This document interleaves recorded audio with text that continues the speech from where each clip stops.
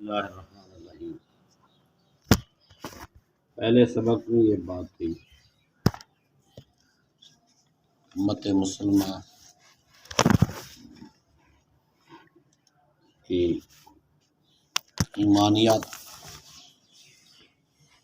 جن چیزوں کا ذکر کرنا لازمی ہے وہ جدا ہے،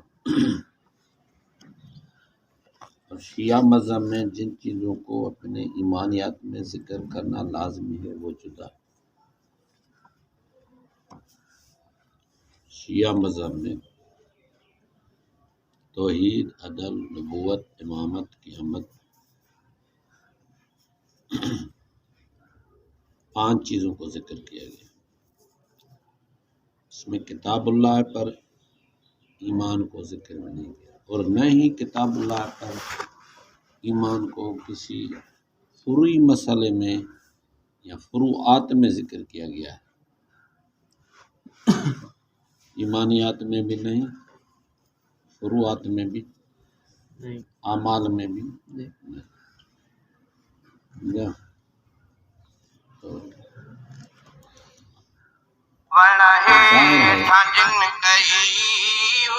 کہ ان 5 چیزوں پر جو شیعہ مذہب میں ایمان ہے وہ کتاب اللہ کی مطابقت میں ہوگا یا نہیں، یہ سوال ہی بحث سے خارج ہے۔ کہ کتاب اللہ پر ہی ایمان نہیں، ایمان کے ذکر میں کتاب اللہ ہی نہیں ہے، سمجھا؟ لہذا ہم دیکھتے ہیں کہ شیعہ مذہب میں توحید کیا ہے، اسلام میں کیا ہے۔ شیعہ مذہب کا پہلا اصل یعنی توحید، پہلے اصل اسلام میں توحید کیا ہے؟ اسلام میں توحید کا مطلب یہ ہے کہ اللہ تعالیٰ ذات صفات میں وحدہ لا شریک ہے، یعنی نہ اس کی ذات کے برابر کوئی ذات ہے، نہ ہی اس کی صفات میں کوئی ذاتی یا عطائی طور پر اس کا شریک۔ وہی الحی القیوم یعنی ہمیشہ زندہ اور قائم بذات ہے، السمیع یعنی ہر آواز سننے والا، البصیر ہر چیز دیکھنے والا، العلیم ہر چیز جاننے والا، اور مخلوق کی ہر زبان سمجھنے والا، یعنی دوسرے لفظوں میں حاضر اور ناظر اور عالم الغیب وہی ہے۔ القادر جو چاہے کرنے والا، جو چاہے کرنا وہ کر سکے۔ الصمد بے نیاز، سمجھا؟ یعنی کسی کا حاجت مند نہیں ہے، اس لیے وہی عبادت کے لائق ہے، اور اس کے سوا مخلوقات میں سے کوئی بھی عبادت کے لائق نہیں، کیونکہ عبادت اس ذات کی برحق ہے جس میں غیبی طاقت یعنی ما فوق الاسباب طاقت موجود ہو، اور وہ ذات کسی بھی ظاہری سبب کی محتاج نہ ہو۔ وہ ذات اپنی غیبی طاقت یعنی ما فوق الاسباب طاقت سے ہی ہر حاجت مند کی حاجت روائی، مشکل زدہ کی مشکل کشائی کر سکتی، اور وہی ذات غیبی مددگار ہو جس کی وجہ سے اس کی عبادت کی جاتی ہے۔ عبادت کی جب بات آئی تو عبادت کیا ہے؟ عبادت کا مفہوم یہ ہے کہ انسان کسی ذات میں غیبی طاقت یعنی ما فوق الاسباب طاقت تصور کر کے اس کو غیبی مددگار سمجھ کر، اور اس کو الحی ہمیشہ زندہ، السمیع ہر آواز سننے والا، القیوم خود بخود موجود، البصیر ہر چیز دیکھنے والا، العلیم ہر ایک کے حال اور ہر ایک زبان کو جاننے والا، القادر اپنی طاقت سے مراد پوری کرنے والا، سمجھ کر اس کے سامنے اپنی انتہائی عاجزی کا اظہار کرنا، یہ بات ہے۔ عبادت معنی بندگی، عبدیت، عاجزی، اور کوئی بھی بندہ سمجھو انسان کی جس انداز میں تخلیق ہے کہ ہر ایک انسان معاشرے میں، گھر میں، ماحول میں، اپنے دوستوں میں، اپنی برادری میں ہر ایک یہی خواہش رکھتا ہے کہ میری بات مانی جائے، میں سمجھدار ہوں، میری بات مانی جائے، میرا مشورہ لیا جائے، کیونکہ میں صحیح بات کر رہا ہوں۔ ہر ایک کی سوچ اپنے طور پر یہی ہوتی ہے۔ اب یہ بندہ کسی کے سامنے جو اپنی بات منانے کی خواہش رکھتا ہے، یہ کسی کے سامنے سجدہ کرے، رکوع کرے، سر جھکائے، اس کے آدھو گڑ گڑائے، اس کے آدھو روئے، اس سے مدد مانگے، یہ کب ہوگا؟ یہ اس وقت ہوگا جب اس کو بڑی طاقت والا سمجھے گا۔ معبودیت میں طاقت کا مفہوم اندر چھپا ہوا ہے۔ معبود وہی ہو سکتا ہے جس میں طاقت ہو، اور عابد وہی سکتا ہے جس میں طاقت نہ۔ اس طرح ہے یا نہیں؟ عابد مانا جھکنے والا، عاجزی کرنے والا، عبد مانا محتاج، عبد مانا کسی کے آگے ہر حال میں سائل ہو، دوسرے کا غلام ہو، اپنی طاقت کا مالک نہ ہو۔ یہ عبدیت میں یہ بات رکھی ہوئی ہے۔ اس کا وجود بھی مستعار ہو، مستعار مانا ملا ہو، خود اپنا، جس کا دیکھنا، سننا، بولنا کسی کی عطا سے ہو، یہ عبدیت ہے۔ تو یہ عبد اس مالک کے سامنے سر بسجود ہوگا، جھک جھک کے اس کو راضی کرنے کی کوشش کرے گا۔ یہ بات عبدیت میں اندر مضمر ہے، چھپی ہوئی ہے، کہ عبد کہتے ہی اس کو۔ اور معبود کیا ہے؟ جس کو ایسی طاقت ہو، اس جیسی کسی کو نہ ذاتی طاقت ہو نہ عطائی طاقت ہو،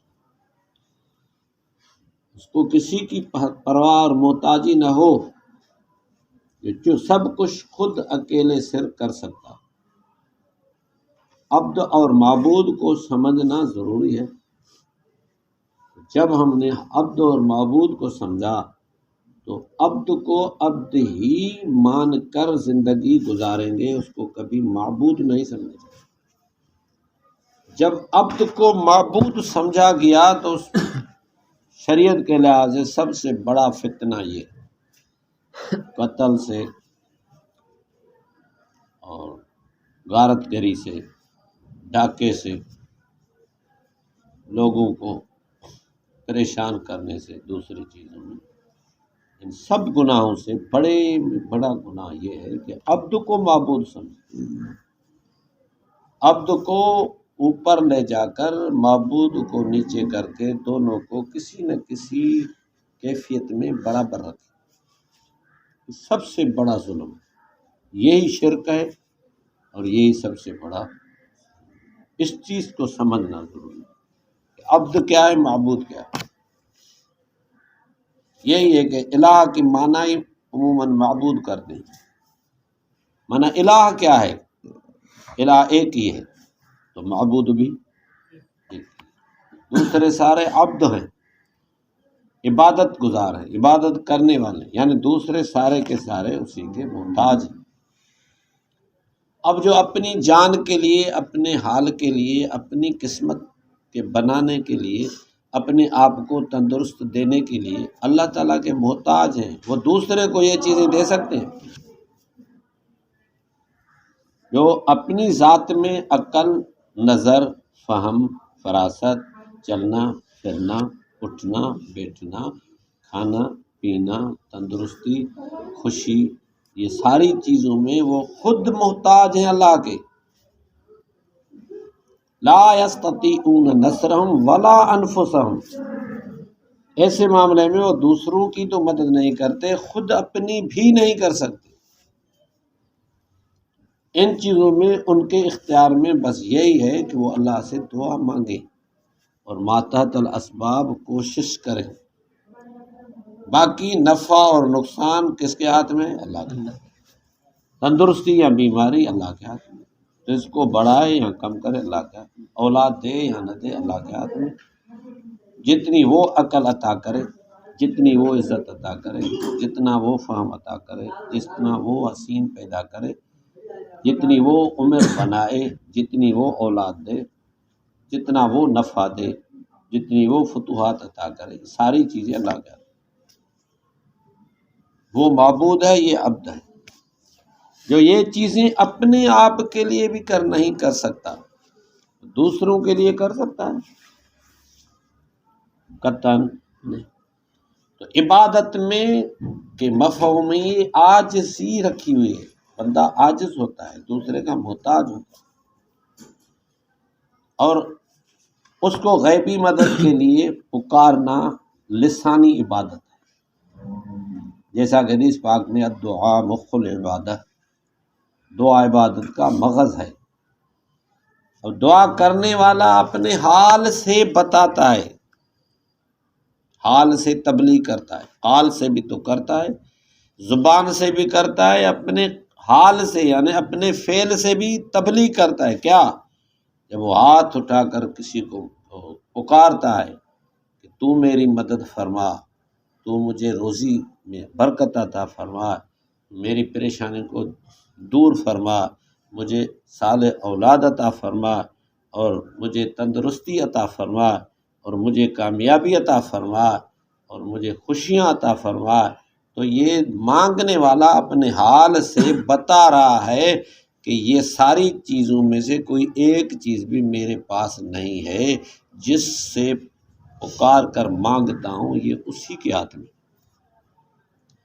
دعا مانگنے والا اپنے آپ سے حال سے بتاتا ہے کہ جو چیز میں مانگ رہا ہوں وہ میرے پاس نہ ذاتی ہے نہ عطائی، نہ سمجھی بات،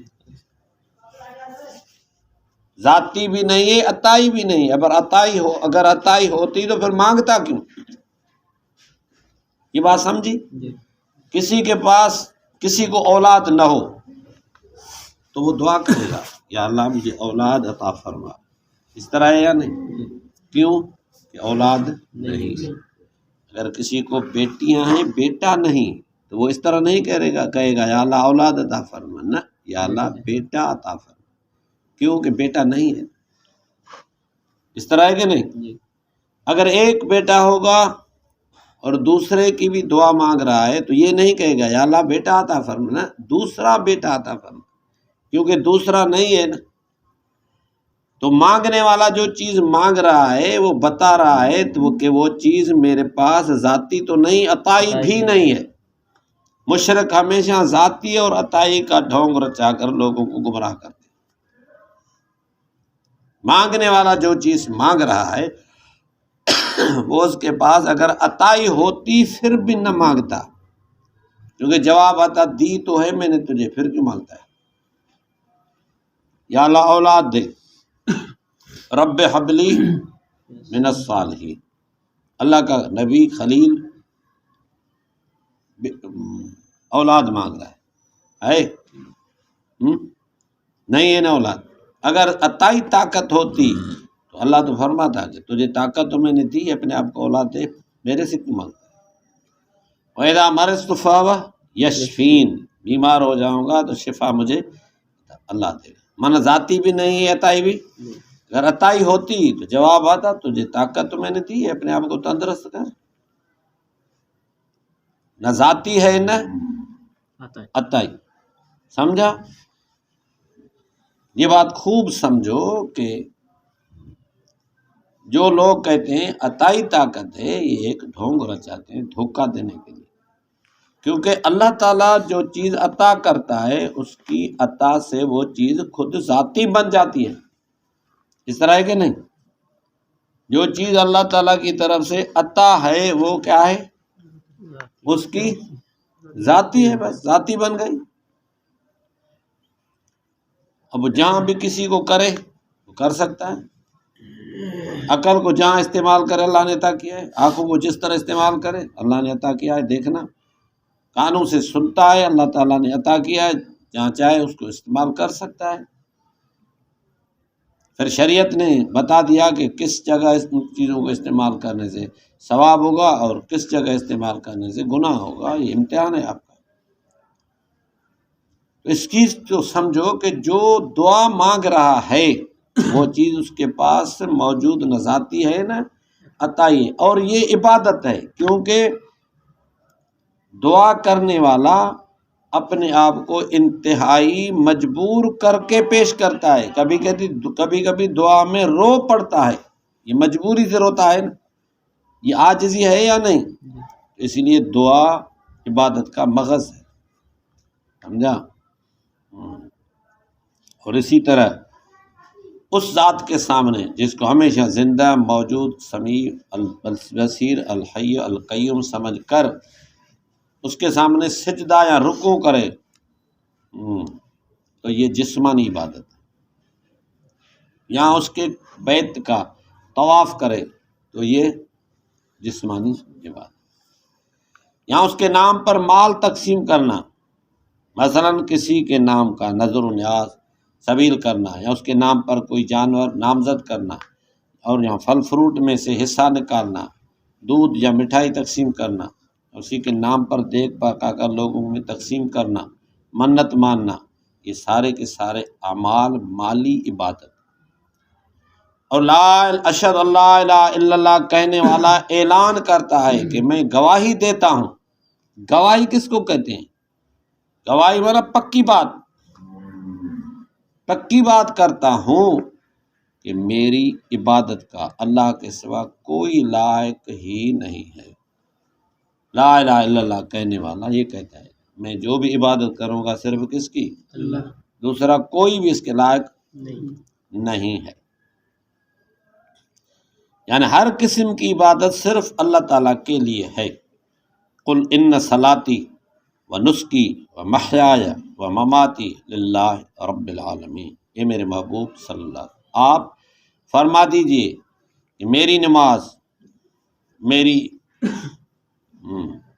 عبادت، و نسکی میری مالی عبادت، و محیای اور میرا جینا، مماتی اور میرا مرنا سب اللہ رب العالمین کے لیے ہی ہے۔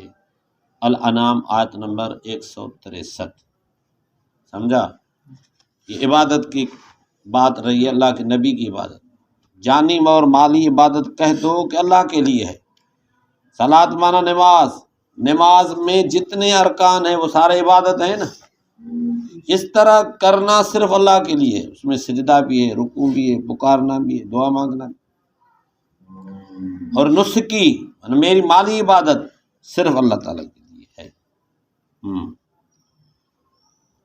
اور غیبی مدد کے لیے پکارنا صرف اللہ کے لیے، اسلام میں توحید ہے۔ لہو دعوت الحق والذین یدعون من دونہ لا یستجیبون لهم بشیء الا کباسط کفیہ الی الماء لیبلغ فاہ وما هو ببالغہ وما دعاء الکافرین الا فی ضلال۔ یعنی مصیبت کے وقت میں غیبی طور پر پکارنا اللہ تعالیٰ کے لیے ہے، وہ پکارنا ٹھیک پکارنا ہے، سمجھا؟ اور جو لوگ اسے چھوڑ کر دوسروں کو پکارتے ہیں وہ تو ان کی کچھ سنتے تک نہیں، مگر جس طرح کوئی شخص اپنے دونوں ہتھیلیاں پانی کی طرف پھیلائے تاکہ پانی اس کے منہ میں خود پہنچ جائے، حالانکہ وہ اسی طرح پہنچنے والا نہیں، اور اسی طرح کافروں کی دعا گمراہی میں پڑی بہکی پھرا کرتی ہیں۔ ترجمہ فرمان علی شیعہ، سورۃ الرعد آیت نمبر 14۔ اس طرح کا پکارنا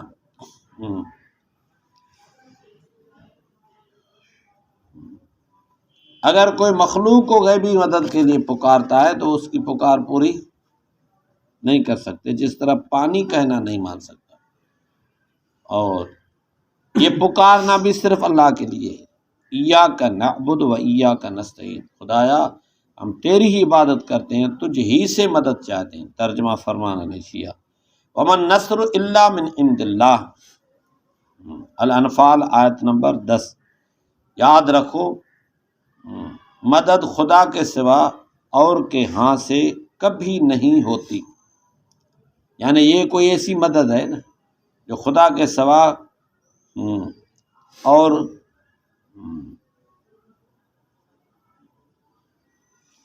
کسی ہاں سے بھی نہیں ہوتی، کہیں سے بھی وہ مدد نہیں ہوتی۔ یہ کون سی مدد ہے؟ یہ غیبی مدد، مدد خدا کے سوا اور کے ہاتھ سے کبھی نہیں ہوتی، یعنی ایک مدد ایسی ہے جو اللہ کے سوا کسی سے بھی وہ نہیں ہوتی، وہ ہے غیبی مدد، ماتا تعالیٰ سے مدد ایک دوسرے سے ہوتی۔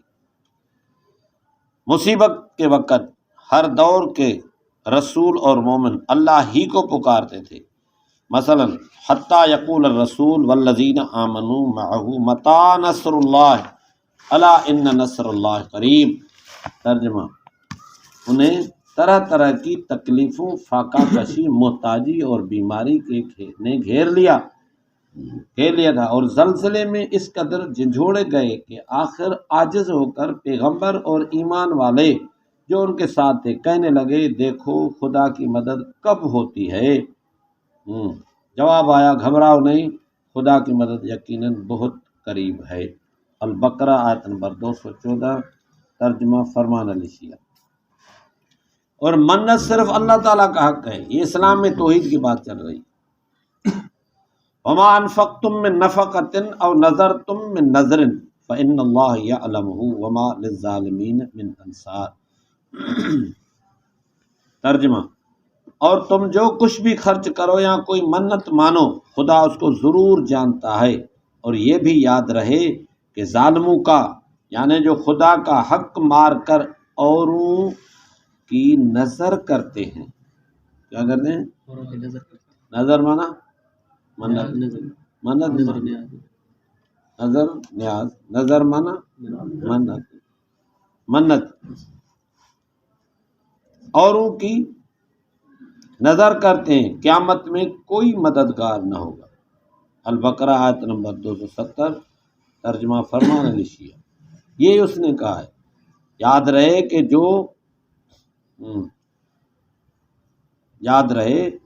کہ ظالموں کا، کون سے ظالم؟ جو خدا کا حق مار کر اوروں کی نظر کرتے ہیں، قیامت کے دن کوئی مددگار نہ ہوگا۔ قیامت کے دن مدد کون سی ہوگی؟ گناہ گاروں کی شفاعت ہوگی، گناہ گاروں کی، تو ایسے ظالموں کی شفاعت بھی نہیں ہوگی، کیونکہ ادھر ظالم سے مراد ہے مشرک کی شفاعت ہونے ہی نہیں۔